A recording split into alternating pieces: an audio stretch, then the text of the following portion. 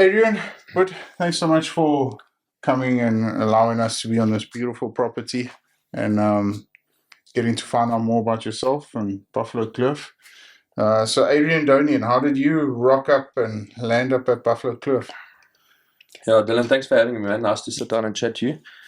I've been at Buffalo Kloof probably about 6 years now, and my wife Jess actually worked here before me, and I worked not too far from here, about 45 minutes, and I had a little Corsa buggy at the time, so on the weekends I used to drive over here and come visit, and a couple of moves in between jobs, and then one day Warren called me and said he was looking for a manager and asked if I want to come try.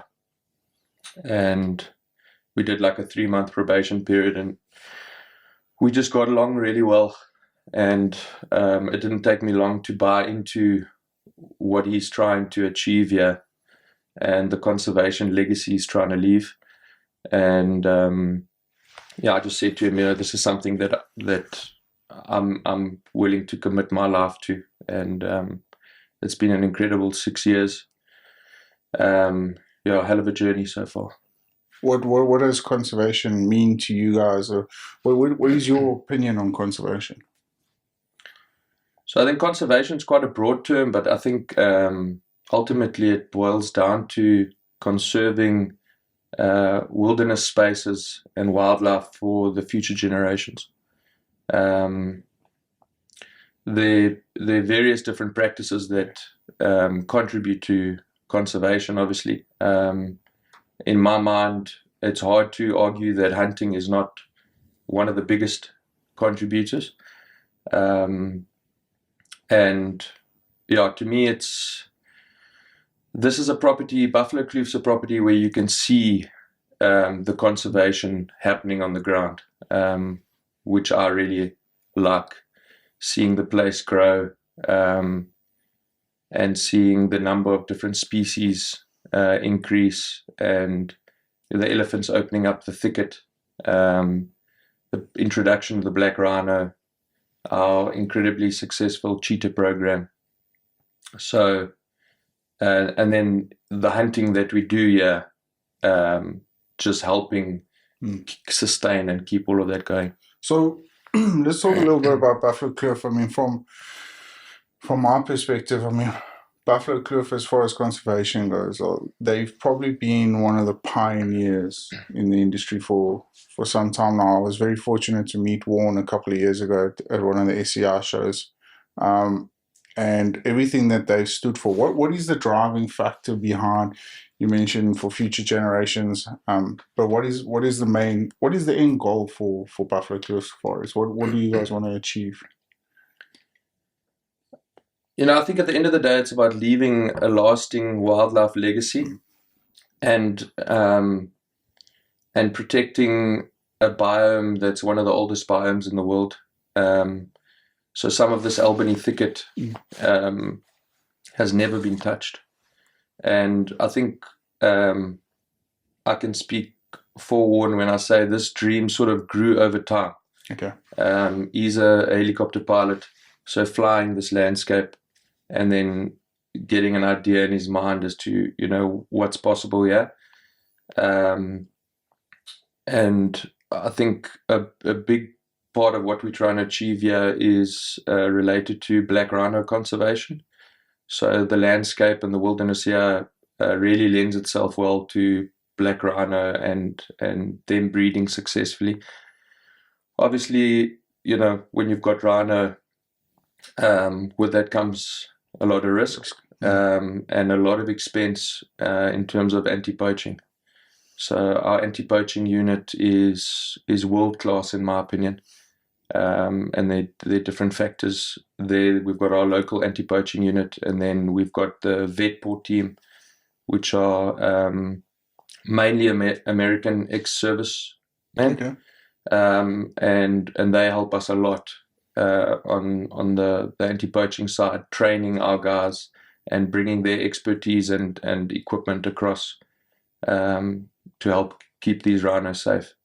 So yeah. What what part does hunting play in the conservation? Because from what I see and from my understanding around Buffalo Kloof, it's not the main. You get a lot of these outfitters that their main source of conservation or income or whatever it may be is the hunting side. You guys, you don't solely do hunting. You do other things to try and build up the conservation. What are the other practices that you guys have involved in?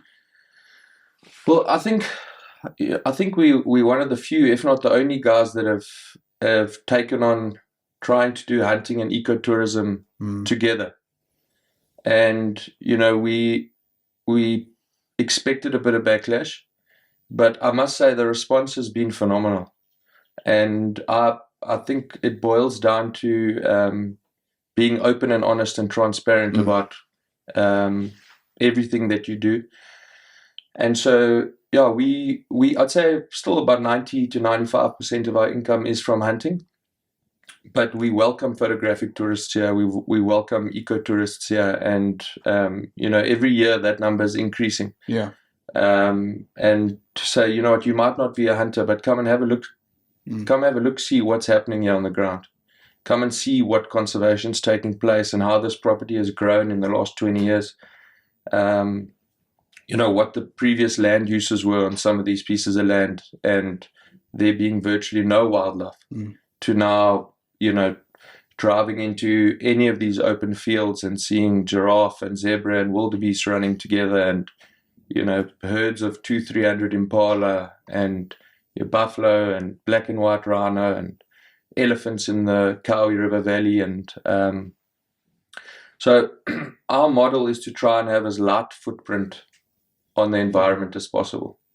So we don't churn through, 100, 200 clients a year. We are, more exclusive. So we've only got we've got 2 lodges. We're busy building a 3rd one, but they're all small, 4 or 5 bedrooms. And we're looking for hunters that want to see their funding going back into conservation.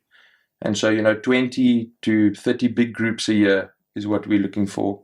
And we can see that clientele, coming across, and the product is definitely attracting the right kind of people here. So when you say you get a lot of photographic, are there ever, do you get a lot of backlash from them particularly, or have you got a lot of backlash from the photographic community as a whole? I'll be deadly honest. We actually haven't had as much backlash as I thought. Okay. And a lot of people that come here as non-hunters.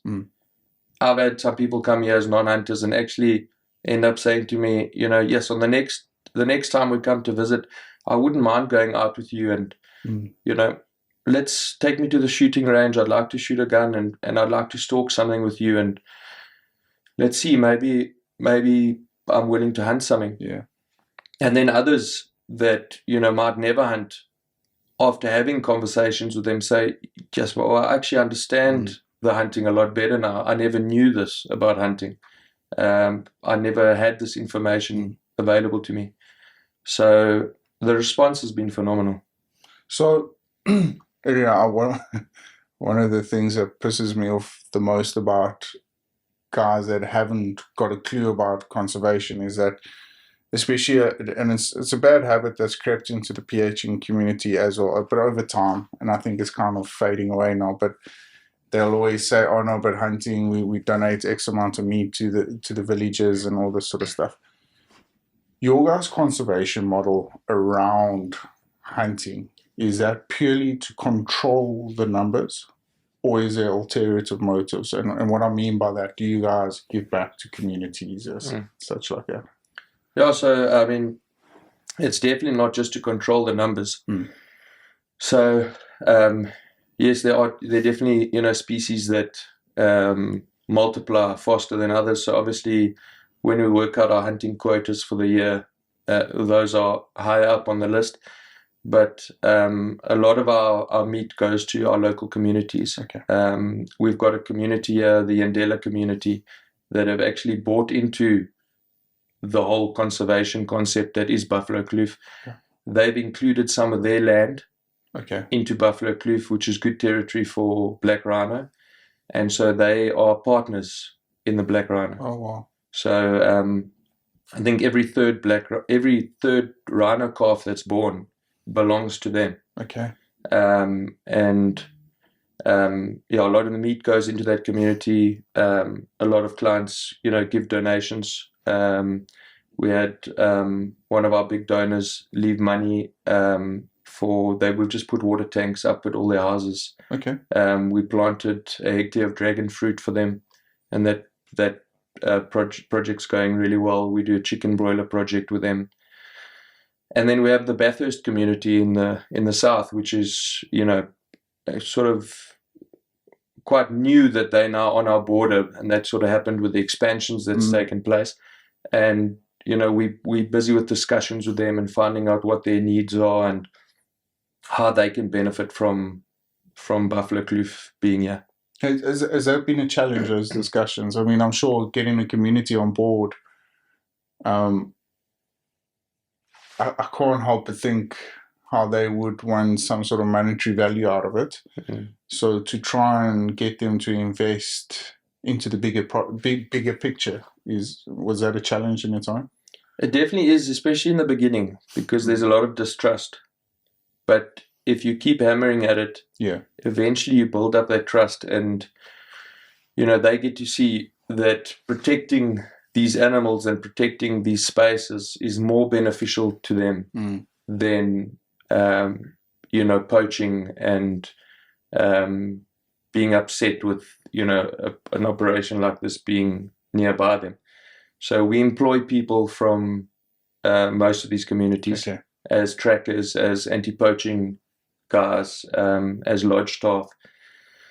So I think all that plays a role. And then, of course, meat is a luxury to poorer communities. So, being able to provide them with meat on a monthly basis, definitely helps turn the tide in terms of building up that trust and relationship.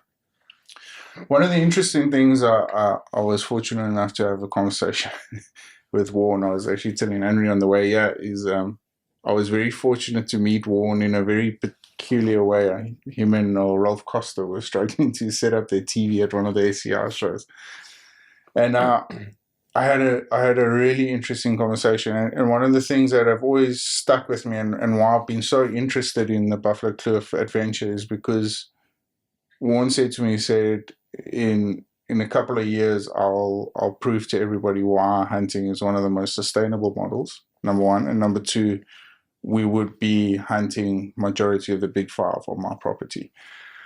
So with that being said, have you, with you guys incorporating black rhino, elephants, and are you guys, you're obviously aware that it's going to come to a point where numbers have to be controlled. What is your take on what is your plan? How have you guys decided, okay, well, once we get to a certain number, how are we going to take these animals off? What is your go-to plan when it comes to that? So, hunting is definitely in our management plan for those species. Okay. We're not there yet, but, ultimately, I think if you're going to hunt a rhino or an elephant or something, you've got to be able to show that you hunting this animal is benefiting the bigger population that you have. And that's, the end goal is to be able to hunt most of the big five here. At the moment, it's buffalo and hippo.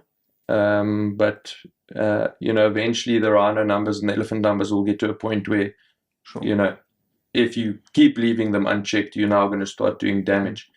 And I think what a lot of people, don't understand when it comes to wildlife is the most important thing is the habitat. Without the habitat, the wildlife can't thrive. So, with the world that we live in today, with the amount of people on the planet, Africa isn't just one big open space anymore. Everything is fenced to some degree. The Kruger National Park has a fence around it. And, we can see the havoc that the elephants are causing there being left unchecked. So there are other conservation, methods that we do use. We do contracept with our elephants to try and slow that, population growth down a little bit. But yeah, ultimately, you're eventually going to get to the point where you've got too many bulls, and that's when the conversation about hunting will take place. Do you think it's a model that's been instilled in the practices of Buffalo Kloof, that we're not here just to talk, we're here to show and prove a point to people? Because I think something about the hunting industry is that a lot of people do a lot of talking and not a lot of walking, if that makes sense. You've got to be able to talk the talk and walk the walk at the same time. But do you think that's been instilled in your guys' camp or facility over time, understanding that, hang on, we're going to prove to everyone that this is possible? Look, I think for somebody, a prospective hunter, what's nice about Buffalo Kloof is the evidence is there. There isn't much need to talk about it. If you go back and do a little bit of research about Buffalo Kloof, you can see how it has grown year on year. New land being purchased, being brought into this space, and there's no internal fencing here. We're nearly at 60,000 acres now, and it's all one wide open space. And the introduction of the black rhino, WWF, which is typically, a non-hunting organization. Yeah. They happily moved black rhino here because of the habitat that we have, and because they can see that, yes, we do hunt, but we are conservation minded. And the conservation is key. I think once the conservation goes, then you're no different to an abattoir or a slaughtering facility. Yeah. And I think the way that you hunt is also critical. We strictly walk and stalk. We never hunt off vehicles here. So, eco-tourists can come here and view animals just as well as they would at any of the eco reserves, because the animals aren't afraid of the vehicles. Okay. And that was a big part of something that we wanted to maintain. There's, over 500 buffalo here now. We counted just south of 2,000 impala from the helicopter the other day. So, the proof is here. We've got a cheetah program. We partners with a shear, and they brought a female cat here that they've now classified her as a super mom. Okay. She had 2 litters of 6 cubs.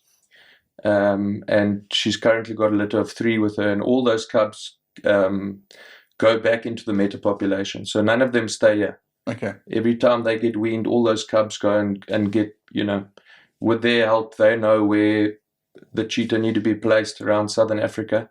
So, Buffalo Kloof, just one property and one cat, have sent, 12 cheetah out to various places already, which is fantastic. It's incredible. Yeah. So you were saying earlier that lions are only cat of the big 5 that you don't have.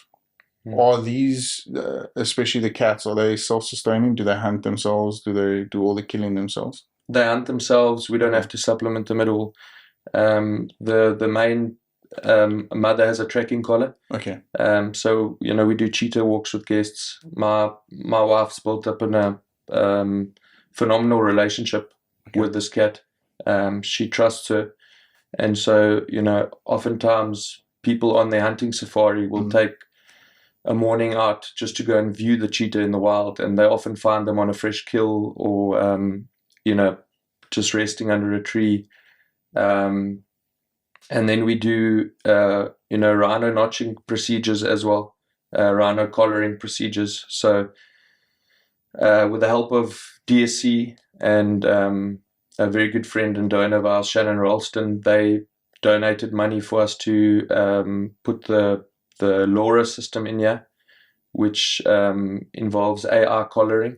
Okay. So most of our rhino have got AI collars on them, which I don't understand the technology 100%, but essentially the collar gets to know that individual rhino. and how it moves and how it behaves. And so if it picks up anything out of the ordinary, it sends GPS coordinates immediately to our anti-poaching team. So again, that's just like another example that, we're not just here to hunt. We have to protect what's here for the future generations. Yeah. It's absolutely incredible. I kind of get gobsmacked as you talk, because it's just how quickly you guys have evolved with technology as well. Using AI on collars now was probably it was science fiction back 2-3 years ago, and now all of a sudden it's getting utilized, which is incredible. So, but Adrian, I want to touch more on your personal career and stuff, but just on the Buffalo Kloof side, what is the 5-year plan going forward, and how do you think more? I'm going to call them safari companies. I'm not going to call them outfitters, but more safari companies need to try and adapt the model that you guys have proven to work so successfully. Yeah, I think our 5-year plan or 10-year plan or 20-year plan, it stays the same. Ultimately we need people to come visit us. We need hunters. Warner's funded this place for a very long time out of his own pocket, and still continues to do so to a large degree. So I'd appeal to any hunters that are wanting to come and hunt buffalo and plains game in Africa, and are looking for a place where they know their money is going back to conservation. I'd say Buffalo Kloof is definitely one to consider. So yeah, just to bump up our hunting clients. So we've had I think just north of a 40% increase in sales from last year, which I think for any company is nice to see, but we still have a very long way to go. And we're doing it the hard way. We don't offer whiteboard deals and stuff like that. It's the money you spend here is going to conservation. We're not the cheapest. I also don't think we're the most expensive. But if you come here, you're going to have a true African experience. You won't see a fence line.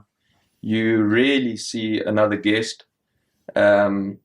And just to see these animals thriving in their natural environment is fantastic. We don't put a lot of hunting pressure on our population, so you can see the animals are relaxed. They're not running for the hills every corner you come around. And just to keep expanding this place and keep seeing where we can make a difference in people's lives. The more people come here, the more people we can employ. We opened up a butchery last year, so every scrap of meat gets used. Nothing goes to waste. The animal parts that clients choose to export, that they don't take, we use. We've got a wonderful salting facility, and we work very closely with Splitting Image and Wildlife Gallery in the US, a few other taxidermists that they've also bought into what we're doing here. And yeah, it's just nice to see. And just to get to your question about whether other African outfitters should adopt what we're doing here, not everyone has a piece of land this size, but I would implore any outfitters to look at what they're doing for conservation, and the communities around them, and take a hard look at their hunting practices, and assess whether they are ethical, and whether they're doing it to conserve something. And I think the more we can do that, and the more we can show the world what hunting is doing, the longer hunting will be around. Because hunting's under a lot of pressure, I think, mainly due to us as hunters ourselves. I think we've made our own bed to a degree. And I think, we as hunters need to start calling out unethical hunting practices before non-hunters call them out. We need to be more vocal about it. and have discussions with each other about, yes, let me come see what you're doing there, and let me have a look at your model, and okay, that does work, and then that gives somebody a bit of motivation that, yes, maybe I can do this at my spot, and not just chasing, having $2 in your pocket to get somebody across here. I think the saddest thing for me are these donation hunts. Obviously they bring in money for the hunting organizations in the US, but when I see a 10 animal plains game hunt selling for $1,500, it breaks my heart, because we're devaluing one of the best products in the world.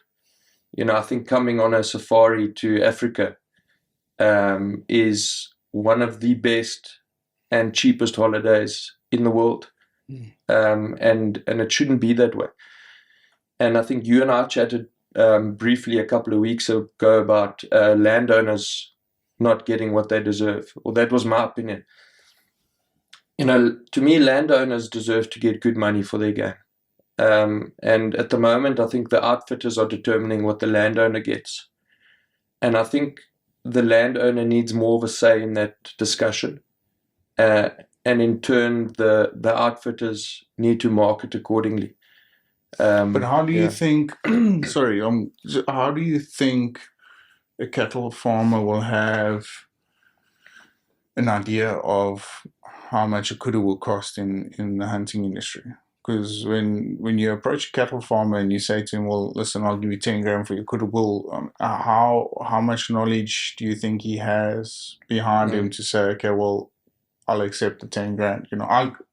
I agree with you 100%. One of the most interesting podcasts I had was with Carl, and what you're just saying now is, and you can see how yours and Carl's belief in conservation actually ties up, because you're valuing the animal as a commodity, which is beautiful, because like you said, it's the most valuable commodity we have.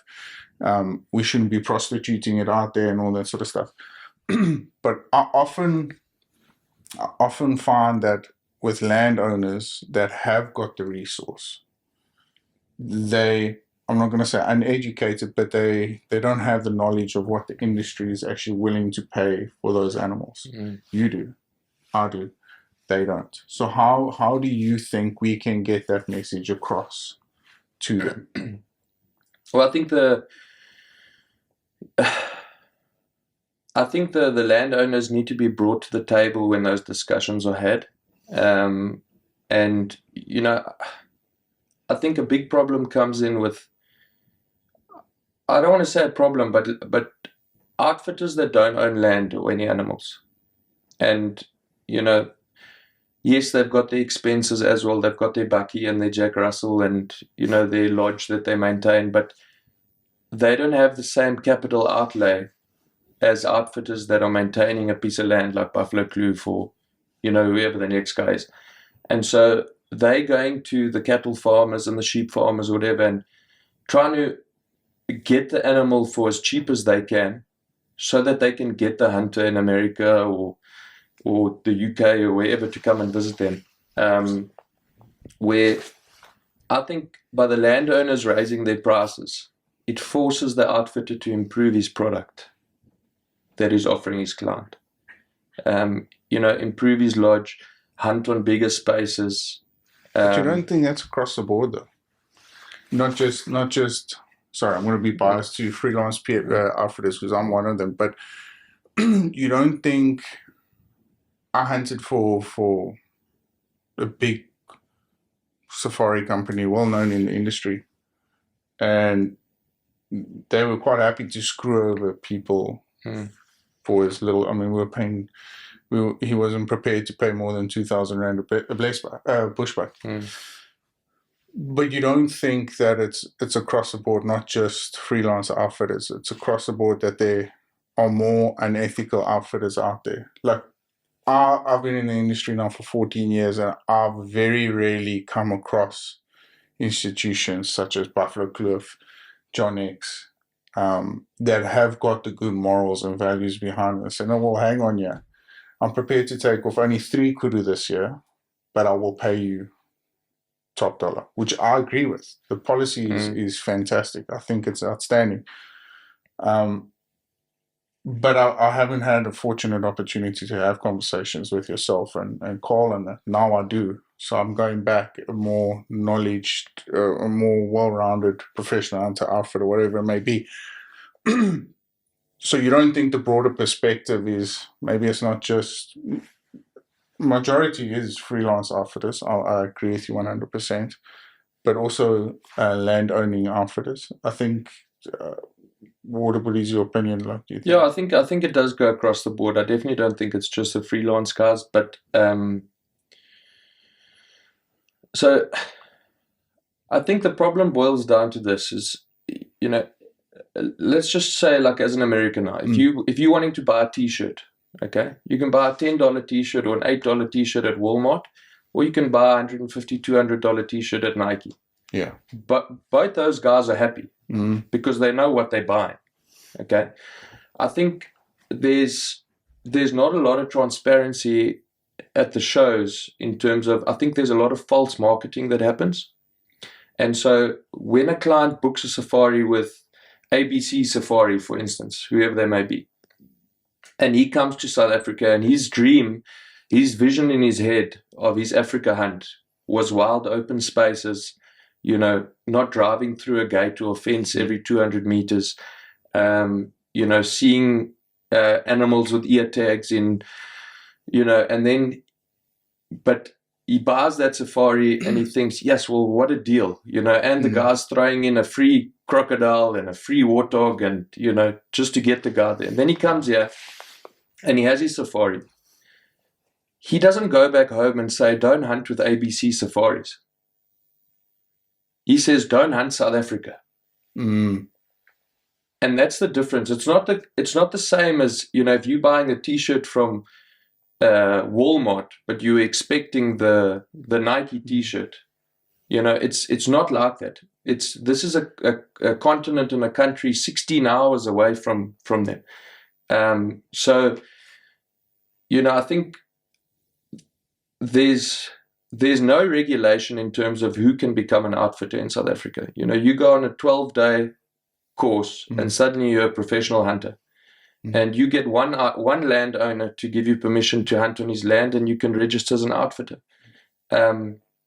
So I don't think we're ever going to change that. I think the only way that would change is through the South African hunting organizations. I don't think it's the responsibility of SCI and DSC to police that. Sure. But I think as an international hunter, my advice would be, do your research about the place that you're going to go to before you book. And yes, there is a product for everybody. Some guys might be happy with the Walmart hunt, but he needs to know that is what he's getting when he goes there. I speak to a lot of guys at the shows, and I hear them telling people their concession is 200,000 acres and 300,000 acres. And show me those properties. I'd like to see those properties. They're not. They're little pieces of land that they've put all of that together and then multiplied it by 10 and said that's the piece of land that they're hunting. I think big areas like this are rare, but a big area like this, in my opinion, does deserve more for the animals. Sure. Because the experience is different. And I think if landowners raise the price of their game, it forces other outfitters to improve their product. Because, the client's going to say, well, okay, if I'm going to pay that much to come out, what am I getting? How big is the piece of land that I'm hunting on, number one? What conservation are you doing? What am I leaving for my children to come out and hunt with you one day? What are you doing for the local communities around you? And I think those conversations need to happen more regularly. We're very vocal about what it is that we do for the community, for the landscape, just for the surrounding area as a whole. And I'd like to see more of that happen. And I think if hunting is going to survive, you and I grew up hunting, but we don't live in the same world that we did even when we were born, Sure. let alone the world when, our parents grew up. So, we need to be able to show the world, hey, we hunters, but through hunting, we are conserving wilderness areas, number one, habitat. And with that come the wildlife. Not wildlife, number one, with an emotional attachment. Because without the wilderness, without the habitat, the wildlife disappear anyway. And then, we thought about going the ecotourism route, but to make money through ecotourism, we'd have to build, 10, 12 lodges. We'd have 30, 40 vehicles driving around here every single day. If you see a cheetah kill at Buffalo Kloof, it's just you. It's such a intimate experience. They're not 15 other vehicles racing there to show 100 other guests, that animal. And I think that's been integral in what we're trying to achieve here is light footprint. It's about the habitat, and it's about the animals first. We have 15 to 20 hunters a year. The rest of the time, this place is just left to be, which I think it makes it unique. It's not the only one. There are other outfitters that are also doing this, and I commend them for the work that they're doing. But I think that's ultimately what we as hunters and as outfitters in South Africa all need to work towards. Do you think there's a place in the industry or a place in the market for a Walmart hunter? I think there always will be the guy that wants to do that and is willing to do that. My concern is the perception that it gives off, that there's no value to this life. Very true. And as a professional hunter and as a hunter, I grew up hunting. I think I hunted my first animal when I was 7 or 8 years old with my grandfather. I still visually remember that whole experience. It's a memory that I hold dear and always will. But what I often see is because we do it so regularly, it's natural for you to become desensitized to a degree. It's the same as somebody that goes to war. And so I think it's very important for you to have a checklist in your head so whenever I hunt an animal, when I get to it, I ask myself, was this the right animal to take? Did I make the right decision? Did I put the client in the best position I possibly could to take an ethical shot? Is this animal being hunted having a net positive for conservation and the species as a whole, or a net negative? And I think you have to have that checkbox in your head, because just hunting that animal, eventually you become desensitized to it. And I think having hunters from around the world come here, they remind us how special this is and how important it is to protect this.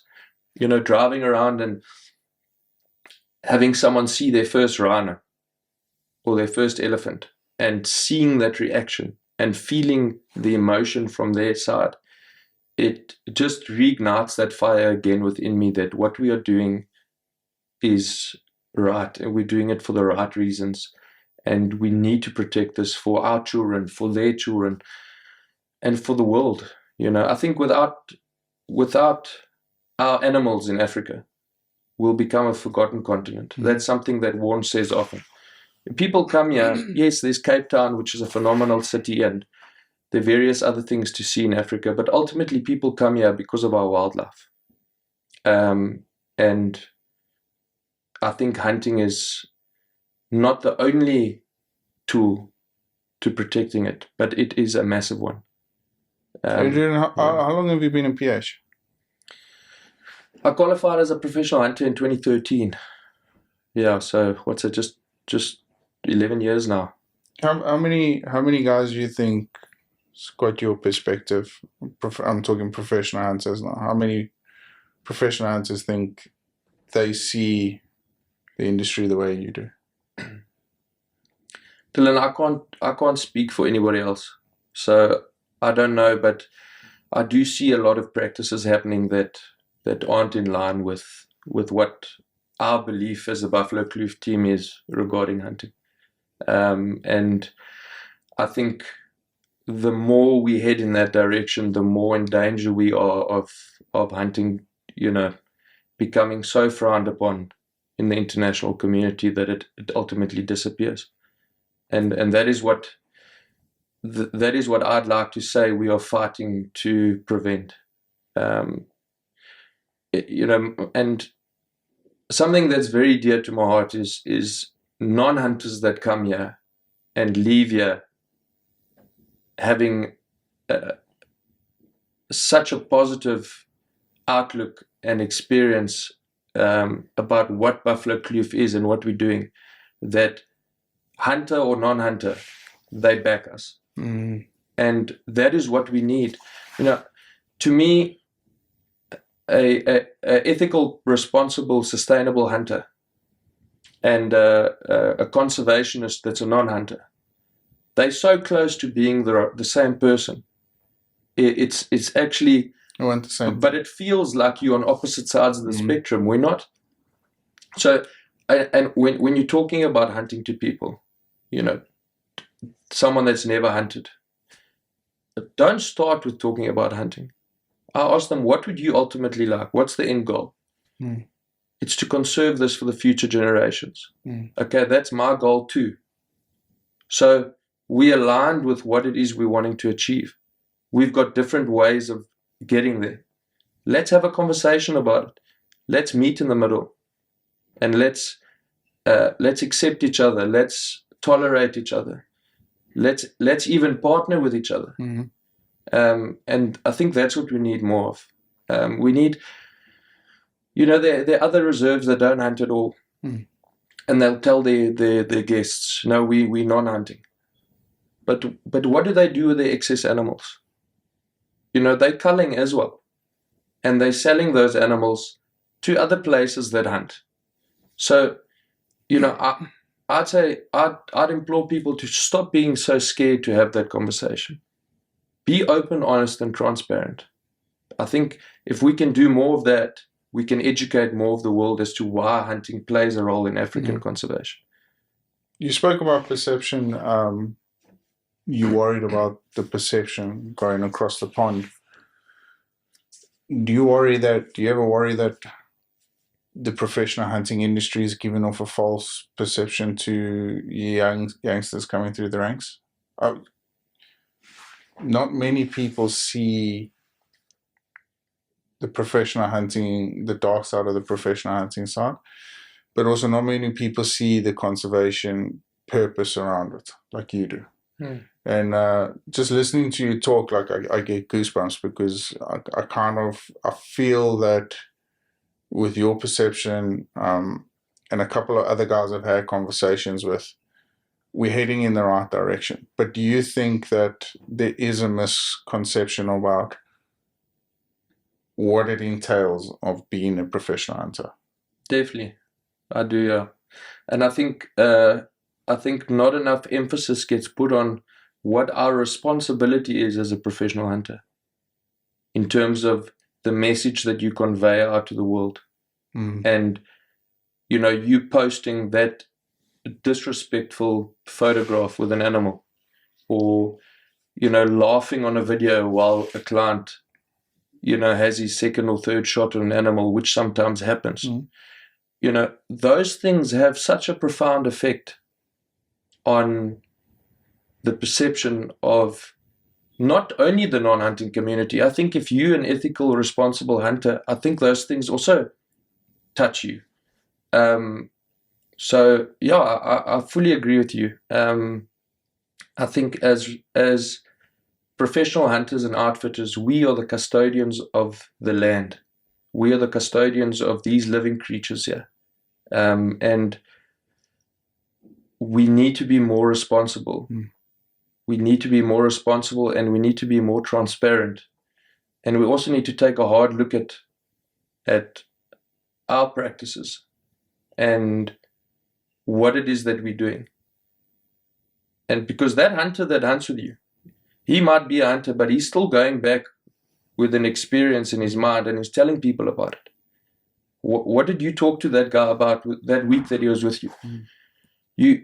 What I love about being a professional hunter is that you get to connect with people from all walks of life, from all around the world. And, you've got two choices. That guy can either go home talking about the killing spree in Africa he was on, or he can talk about the wild spaces that he was in, the big herds of animals that he saw, the conservation that's taking place, the massive privilege that he had to hunt old mature bulls that have passed on their genetics. Those are two completely different stories going back. And that solely rests on the shoulders of the professional hunter that's in camp with that client, and to a bigger degree the outfitter, and how he coaches his professional hunters, and how he manages his land or the land that they hunt on. Do you think, just want to touch base quickly with back to the point about landowners, do you think part of a professional hunter's responsibility is approaching these landowners and maybe educating them more about the value of the species that they uphold or have on their property?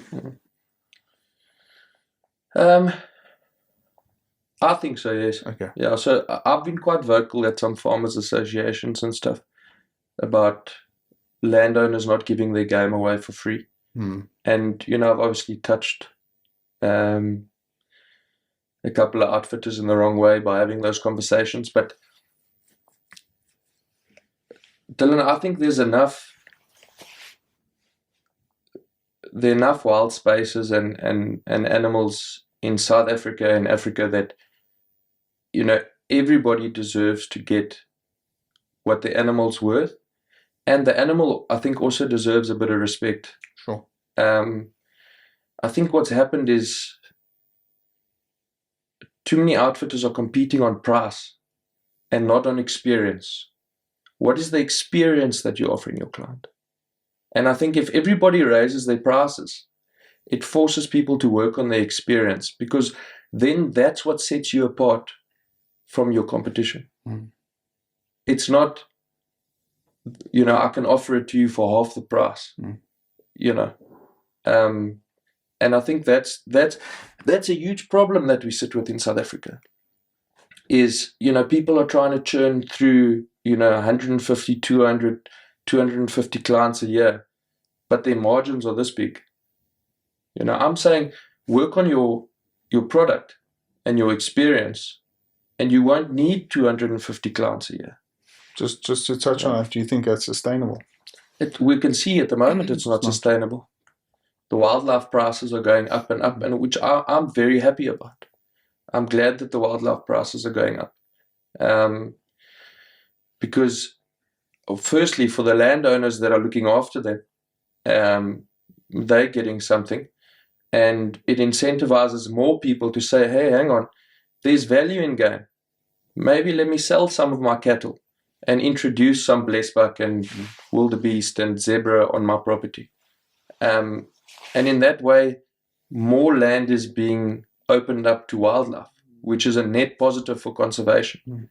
And then suddenly the outfitters, they need to say, look, it's not as cheap as it used to be to come and hunt with me, but I've improved the experience. Sure. You're going to hunt on a bigger piece of land. The animals are, to a large extent, not free roaming, but extensively roaming. They're in self-sustaining herds. You're not just coming onto a small piece of property where there are only male animals. Why are there only male animals? Where the females? These animals are just being brought in here to shoot and bring more in to shoot, and it's not sustainable. No. Adrian, I can't help but think, I like your analogy about the Walmart side of things, so I'm going to stick with that. But if you go into a Walmart, you're going to expect Walmart services, right? Customer service. Do you think that's a model that has been slowly adapted or slowly adopted by our hunting industry? And what I mean by that is, like I mentioned, I work for that big hunting safari company where it was a Walmart that didn't value experience, valued the more money we could make off an animal, the better. At some points, we were dropping animals off, and I laugh about it now because I can't believe how oblivious I was to the situation. We were dropping animals off at the one end of the camp, and guys were shooting them on the other end. And you can't offer an experience that way. You can never. However, I feel sorry for the professional hunters that have been forced to do that. Do you think a lot of the responsibility for experience rests on the outfitter, or majority of it on the professional hunter? I think it starts with that. I think it starts with our hunting organizations. And what do we as South Africans believe our role as hunters are? That's the first question we need to ask. Okay. Because every outfitter is going to do their own thing. But if the hunting organizations are just allowing everybody to do what they want and sort of turning a blind eye to it and saying, well, there's a product for everybody. You know, there are always going to be bad practices in any industry. There's bad accountants, there are bad lawyers, etc. Sure. But what are the regulatory bodies doing about it? And then, I don't believe that the hunting organizations on their own can do it. I think outfitters and professional hunters that are in it for the right reasons and, want to make sure that the experience that they're offering is authentic and that money is actually going into conserving areas of land where animals can be self-sustaining. They need to be more vocal about it, I believe. I do agree with you. I think a lot of our industry has gone that way, particularly in the north. And it's degraded our product to the degree where it's now making the problem worse. Sure.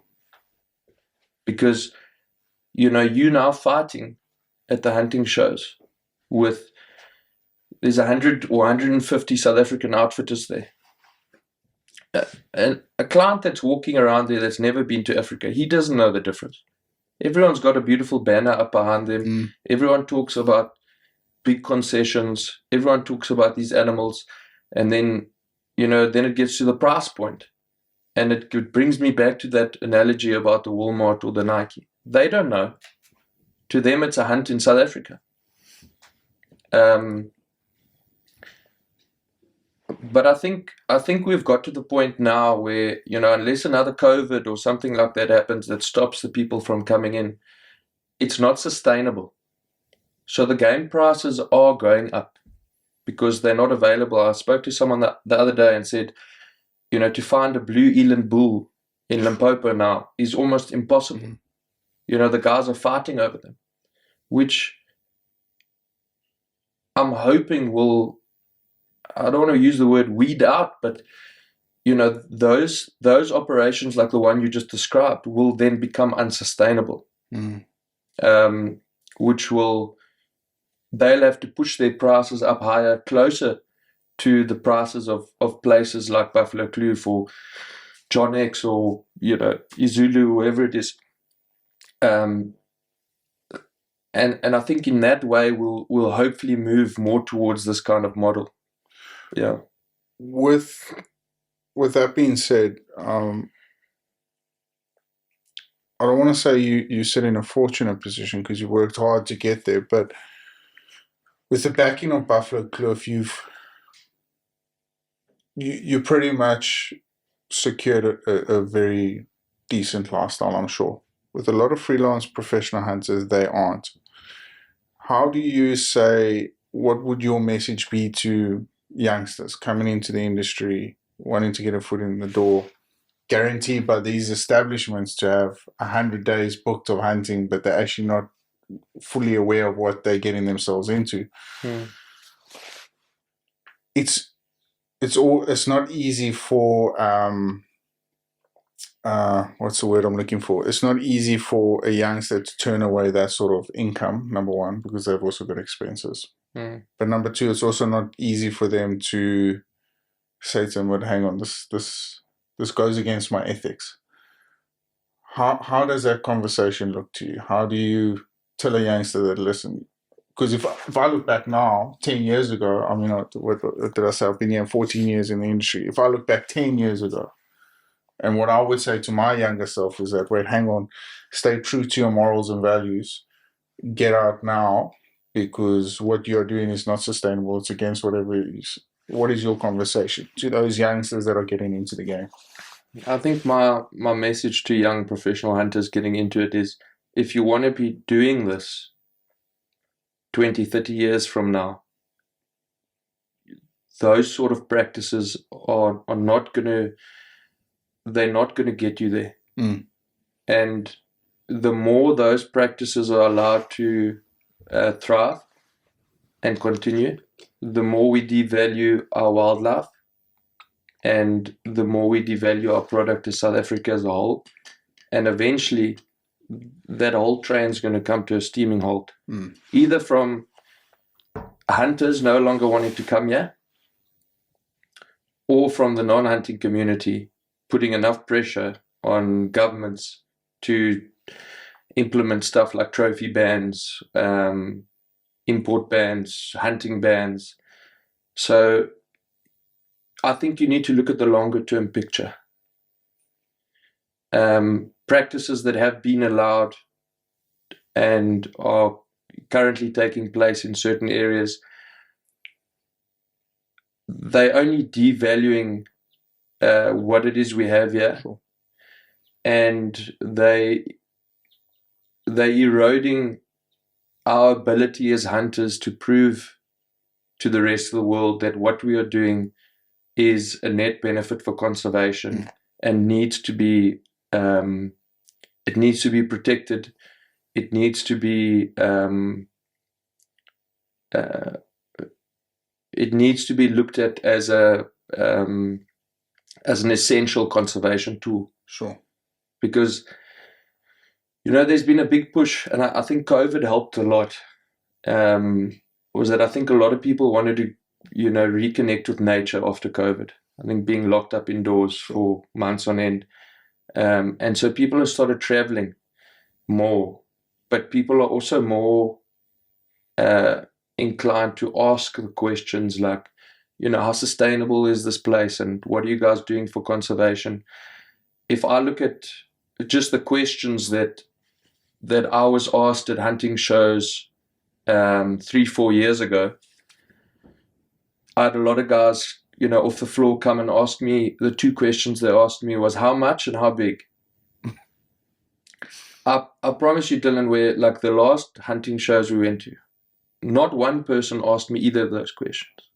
So do you think the first time was our ill practices, the perception we've given them, and then through your guys' institutions like yourselves, they've changed their perspective? Is that what you believe?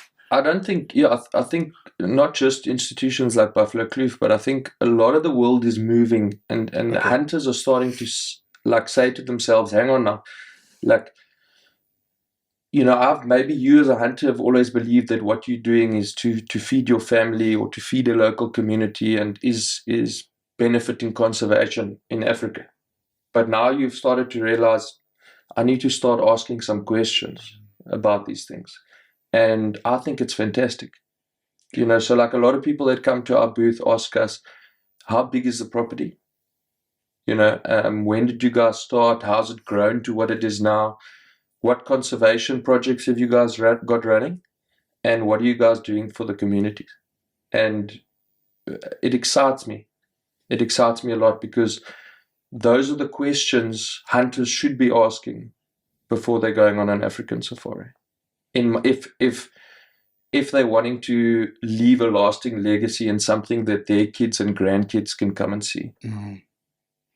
It's I'm listening to you talk. I'm kind of gobsmacked in a sense that I can't, like, there must be such a strong driving force for why you've got these strong beliefs. When I look at guys in the industry like Bossy, myself, and all that, we've been in there long enough, and unfortunately, we've been a part of institutions that have made us who we are today, better than that. But you've come off the bat into an establishment that values conservation, and I can't help but think how important this conversation was, but also at the same time how important establishments like Buffalo Kloof, professional hunters like yourself, are for our industry. Because I would be naive to believe that you guys haven't, together with guys like John X. Zulu you mentioned, I'd be naive to think that you guys haven't played such a crucial part into spreading that awareness, spreading that word. So it's a humbling feeling to sit here and listen to how you talk and how you perceive things. But I'm interested into understanding that, what is that driving factor, other than, like, for me, every day I get to wake up and look at my daughter and I'll be like, well, I want to leave this earth, or whatever it may be, however we perceive it, but I want to leave one day saying that I did all I could for her to share those memories. What is that strong driving factor for you? Well, I think I was always conservation minded growing up as a kid, and my parents helped instill that. But then I have to give a lot of that credit to Warren Rippon. He's not a hunter. He'll go out and he'll shoot some warthogs for the community, etc. But to come here and to hear what he's trying to achieve from a conservation standpoint, and for him to come to the conclusion that the only logical way to do it, having the lightest footprint on this piece of land, on the environment, is through hunting. It was something that I quickly bought into. Okay. And yeah, you're quite right. I'm in a privileged position to be able to hunt on a property like this and to be involved with a property like this. It's amazing that I get to be a part of this. And I think once you start seeing conservation happening on the ground, then it drives you more, it fuels you. I think if you're not seeing it, you might try and turn a blind eye to it, but somewhere deep inside you, it's nagging you. Before I came and worked here, I worked on a breeding operation, which I think breeding operations have their place in South Africa. With the specific species? Yeah, okay. Buffalo and sable mainly. Okay. To better the genetics, to bring our wildlife back to, a lot of these species have been degraded over the years through poaching and, irresponsible hunting and stuff like that. So I'm not against breeding operations. I think the better they do, their bottom end stuff that filters into places like this just keeps getting better and better. But I think ultimately, before I moved here, there was a question in my mind, like, where are we going with this? And even though I knew somewhere else conservation was happening and some of these animals were going there, I couldn't see it. And when I came to Buffalo Kloof and, I saw my first elephant in the Kawi Valley here, and I saw a UE helicopter bringing a black rhino over the mountain. I mean, I still get goosebumps when I think about it. And that's when I realized, like, what we are doing is correct. Yeah. And we're doing it for the right reasons. And you spoke about your little daughter. I've got a 6-year-old. She turned 6 yesterday, actually. It's for her and other kids like her to be able to drive around. She went for a sleepover a few weeks ago, and she walked into the back garden, and I had to laugh. She asked the little girl, "Where are your rhinos?" And brilliant.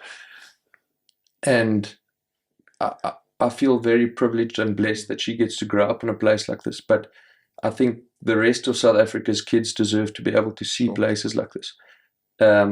Foreigners that come and visit here deserve to see rhinos and elephants thriving in their natural habitat. And it's not just about those big, the big pachyderms and stuff. It's about the bird species. Shamwari have a phenomenal project with Cape vultures going at the moment, and about a month ago, Cape vultures were on this property for the first time in how many years? Yes, that's crazy. And talking to your local farmers about stuff like the dips that they use to dip their cattle. When I got here just 5-6 years ago, there were no oxpeckers here. I never saw any. Yeah. Now every rhino that walks past, every giraffe has got 5, 6, 7 oxpeckers sitting on them. There's the proof. Sure. It's not, you spoke about people often talk, but to see conservation happening, that's what we need to show the world. We need to be able to show them statistics. So when we work out our hunting quotas, it costs a lot of money. Sure. We do game counts every year from helicopters, and we've got thermal drones now as well, which our anti-poaching unit use extensively, but we also use them for counting game in the thicket. And then we get an external ecologist that comes in and does vegetation analysis. Okay. And then based on the rainfall that we have, etc., we can work out our game numbers and see, okay, well, we X percentage overstocked on grazers, X percentage overstocked on browsers. Then we go to the game numbers and we see, okay, yes, well, we've only got 100 wildebeest, but we've got 300 zebra, Okay, clearly zebra needs to be something that needs to be higher in our hunting quota and what we market. And if we don't have something available to hunt, or we're resting a certain species for a while, we don't market them. Yeah. We say, if you want to hunt the species next year or the year after, we will have for you. How difficult is that conversation? Because a lot of people, when I look at myself as an outfitter, it's one of the hardest things to say. I've learned a lot doing this, but it's been one of the hardest things to say to somebody, hang on, right now this year we can't hunt this species. Is that a difficult conversation to have from your guys' side, or do you think the clients buy into your guys' practices? I think a lot of people, when having those conversations, are scared they're going to lose the business. Yeah. But what I found is a lot of hunters that are wanting to come over here, they don't know what's happening on the ground. So by having an open and honest conversation with them, a lot of them, being conservation minded, will say, shit, I didn't know that species was under pressure. Okay, cool. Well, what else can I hunt while I'm there? And will you give me a call when that species is available to hunt again? So I don't think it's as difficult as people make it out to be. But, obviously people need to feed their families. People need the income. I understand that. But at the end of the day, I'll always say you have to look at the bigger picture. Sure. If you hunt that animal this year and there are none left, well, then for the next 10 years, you're not going to hunt it anyway. So I think you've always got to try and zoom out with everything in life. When you zoom out, you'll soon get an idea for what the right decision is. It's a very selfless. It's a selfless industry. You have to have like this very selfless perspective on it. You like you said, a lot of the time you got to just understand the bigger picture of it. But Adrian, it's been a It's been an absolute privilege. I know conservation is a full-time job, so thank you so much for taking the time out. There's 2 questions I've got for you. The one, I'm going to kick it off, is biltong hunting. Do you think there's what is your perspective? And we spoke about land owners and game pricing and stuff. Do you think with us increasing the price on farmers, like cattle farmers that have got kudu and stuff, we excluding the biltong hunters out of the conversation? Well, firstly, let me say I think biltong hunters are essential. I think it's very important not to overlook our local hunters in South Africa. They carried us through COVID. I think I'll come back to the Walmart Nike analogy. A smaller property that maybe doesn't have the same outlay of expenses that running a big property like this does. Obviously, the animals there to go and hunt there is not going to be as expensive. I think there'll always be room for biltong hunters to be able to do trophy hunting on places like that. And then on bigger areas like this, there's always numbers that need to be taken off. So we welcome biltong hunters, and we do a certain amount every year. But I think with us discounting our product and devaluing it to such a degree for the overseas clients, we're hunting our wildlife so quickly, the male animals, that we're seeing those prices go up to the point now where it's almost becoming impossible for some South Africans to go hunting. Which is a worry. Because, I think as South African citizens, we should also, have the right to hunt. 100%. So I fully support biltong hunting, and it has its place. I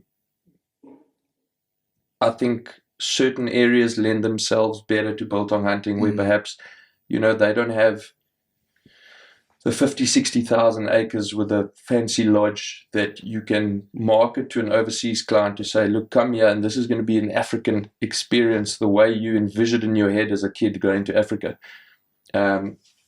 It might be one pit down the road that's got, his sheep and his lucerne land, and there's some kudus that are eating his lucerne that are, bothering him. Those sort of areas, I think, always should be available to South African citizens to hunt, and areas like this. But of course, there will be a price. There's going to be a price difference because you're giving the experience as well. Yeah. And then we've got a tradition on the podcast where a previous guest will leave you a question, and then you'll do the same for the next one. This question goes as follows: with regards to imports of hunted species from Africa, certain foreign countries, do you believe in the misformation pressure from anti-hunting groups affect legislation choices made by these countries that have banned imports of certain African species? So, for instance, like what is your opinion on the ban of the importation of trophies to Europe? Or England, I think it is, Yeah, I think it obviously has a very negative effect on us as a hunting community. I also think it has a negative effect on conservation as a result. But I think us as outfitters and as hunters need to do a better job of getting that message across. Okay. And I'm seeing a lot more of it now, Dylan, like through podcasts like your own, through people, being more vocal on social media. There's a lot more positive, talk about hunting going out there, and more information now from the hunting side going out for the man in the middle, the general, city folk that have never been out to Africa or any hunting space around the world, don't know anything about hunting, where they can make a more informed decision now. Sure. Because I firmly believe that governments and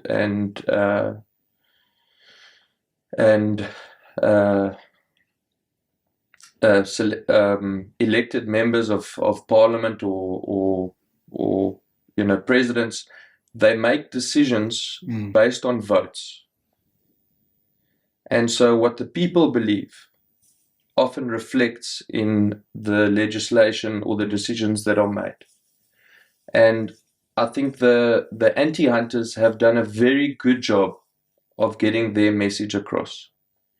And so I said a while back, I said to myself, if I didn't grow up the way I did, and I wasn't a hunter and I wasn't a South African citizen, and I didn't take the time to really do in-depth research about hunting and whether it's a net positive or negative for conservation, I'd probably also been a non-hunter, an anti-hunter, just based on the information that's available to me. Because how often when we read news, we just read the headline. And so if I read a headline, hunters are killing wildlife in Africa, they're going to go extinct. I'd also say, no, just stop the hunting. We don't want the wildlife in Africa to go extinct. And I think through podcasts like yours, through organizations like Buffalo Kloof, being vocal and transparent and getting that information out there on platforms that young people use so that they can go, hang on, there's another side to the story. That then I think translates eventually into legislation that's passed. Because if I'm a selected member of parliament and I'm making a decision on something, and 90% of the people in my country are saying we're not for that, the chances are pretty good they're going to pass legislation to that way. But I still think the hardcore hunters and the hardcore non-hunters are still a very small percentage of the world population. I think the majority of people are level-headed people that would like to see positive decisions being made around the world for wild spaces and nature in general. If you look at the moves that are being made towards electric vehicles, towards alternate sources of energy, to countries planting, thousands of hectares of trees every year. People want to preserve nature. We've got a good friend that has an organization in the Amazon rainforest, and they're preserving areas of the Amazon. And you can see the backing that they're getting from the international community. I think as hunters, if we can show people places like this and how hunting is helping preserve this, I think you can quickly change the world perception. Adrian, it's been an absolute honor, but I can't thank you enough, firstly, to take time out your busy schedule, but also just to understand more about how you think. I often leave these podcasts with a lot of hope, and this is like none other. It's been absolutely eye-opening, and I love your perspective and your take on conservation, and I want to commend you. I want to say thank you, firstly, for all the work you guys have done for conservation, and secondly, just thank you so much for spending the time with me and sharing your perspective. It means the world to me, and I'm sure it means a lot to youngsters out there. And good luck for the future, but I hope we can have many more of these conversations, and I look forward to it. So thank you so much for taking out the time. Thanks, brother. I enjoyed it. Lekker. Thank you.